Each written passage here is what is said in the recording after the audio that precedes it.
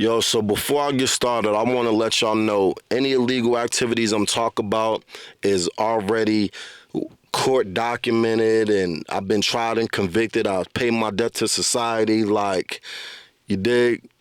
Any law enforcement watching anything, like, I ain't sold drugs in well over 10 years, man. Like, all this shit that I'm talking about way past the statute of limitation. I want to get that shit out there first. Second of all, I ain't on here clout chasing. I don't give a fuck about trying to impress none of y'all. In fact, I'm trying to save some of you dumb motherfuckers from potentially doing a life sentence. You dig? That's my intention. So, with all that being said, let's get into it, man. I started selling drugs at 13 years old, and I ain't proud of it, but if I'm being honest, like, everybody around me was selling drugs.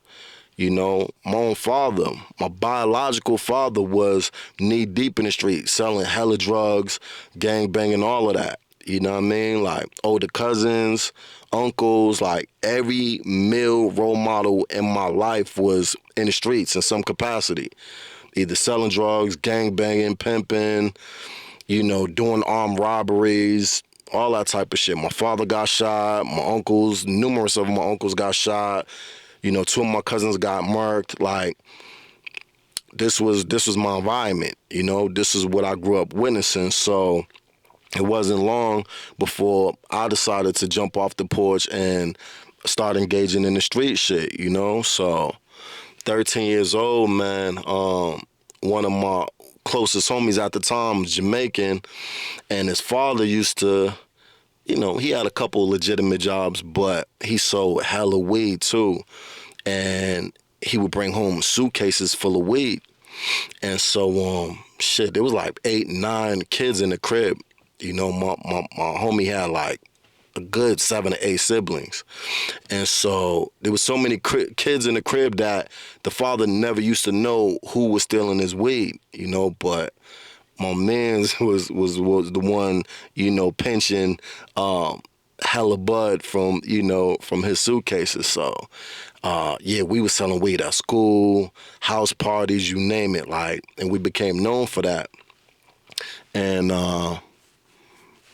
I don't know, several months later or a year later, one of my other classmates, who happened to be Dominican, I ain't gonna, get into nobody's names, but he was Dominican, and his older brother was the plug. So, one day he approached me like, yo, like, you wanna make some real money? Like, that weed shit ain't shit. So, I didn't know nothing about no cocaine at the time, no yayo, perico, whatever you want to call it. But, I'm still young, bro. Like, like I said, my peoples, my father and all of them, they was selling hella drugs. But at the time, like, only thing I knew was selling weed. So, and to this day, I don't know if the homie's older brother was giving it to him, or if, my classmate was stealing it from his older brother. But all I know is that the fiends was loving this shit. Like, we used to add hella cut to it. That's baking soda for those that don't know. To stretch it out. So I was getting an 8-ball for like $80, and shit, I was making like $340, sometimes $360 off of one 8-ball at the time. And it was lovely. I'm talking, I'm 14, 15 years old, making $1,000 a day, making a stack, every single night. So we had a little system too, like, me and the homies, of course we was fucking with the older G's and shit like that, and we was, man, all type of wild shit. They really had us on some crash dummy shit, but and I'll get into that in another time. But we had a little system, and everybody was eating. Like, one fiend come, you get it. The next one come, he get it. The next one come, I get it. You know what I'm saying? Like, however we rotated it, but everybody was, serving the fiends, and we would all get our work off. You know what I'm saying? We was all leaving at the end of the night with a motherfucking stack on us. Even if, sometimes we would break night on the block. Sometimes we'd be out there, 3, 4, 5 in the morning. And at the time, I would lie to my moms until I was going to spend a night at one of my homies' cribs. But, we was on the block getting to it every single night, and of course, I'm a young nigga, so at the time, all I wanted was, a closet full of Jordans and, fly-ass clothes, shit like that, bikes, motorcycles, shit like that, And, yeah, man, like, for a while, shit was lovely, but, by the time we hit, like, 16, 17, it had changed, like, dramatically. Um, this is when crack really came around, and the fiends, like, yeah, they was different, from the fiends that just sniffed coke. Crackheads was 10 times more dangerous, 10 times more unpredictable. Um, Man, plus we still young, you know what I mean? I'm young, I'm skinny as fuck at the time. I probably weighed 100 pounds soaking wet, you know, like, I was a kid basically. And you selling to fiends who are twice your age, even sometimes they would be like, classmates of moms or pops that I was slinging to, you know what I mean, that I was serving.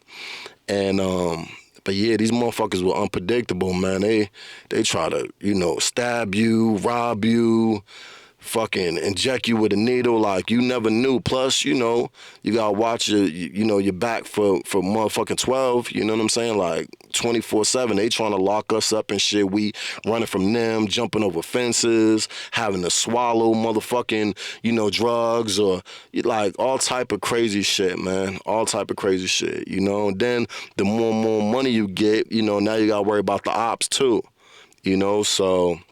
Now I'm carrying, some metal on me, for protection and shit. I gotta protect my assets. I'm walking around with thousands of dollars on me every day. Now I got jewelry, like this shit was crazy, man. And that's how I lived for several years of my life, like being paranoid 24/7, not knowing if, cops gonna come kick in my fucking door, you know what I'm saying, lock my girl up, lock my moms up, like, you know.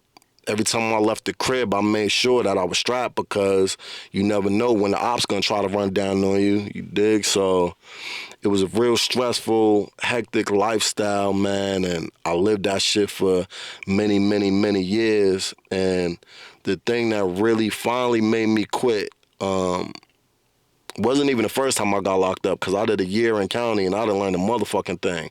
I got out and got right back to it. But I did a second bid. This time they sent me to the state pen. And so I'm upstate, man, and I'm around a bunch of motherfuckers doing life sentences. Young niggas, too, like, man, 19, 20, 21 years old with natural life sentences.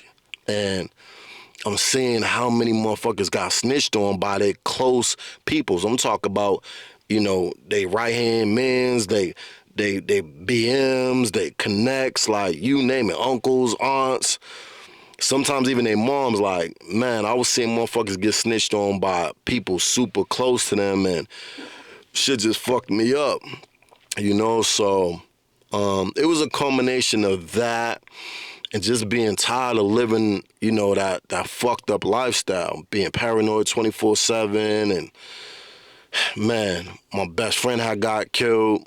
It was just a lot, So when I was doing my state bid, man, that's when it really hit me. Like, you know what? I gotta change my life.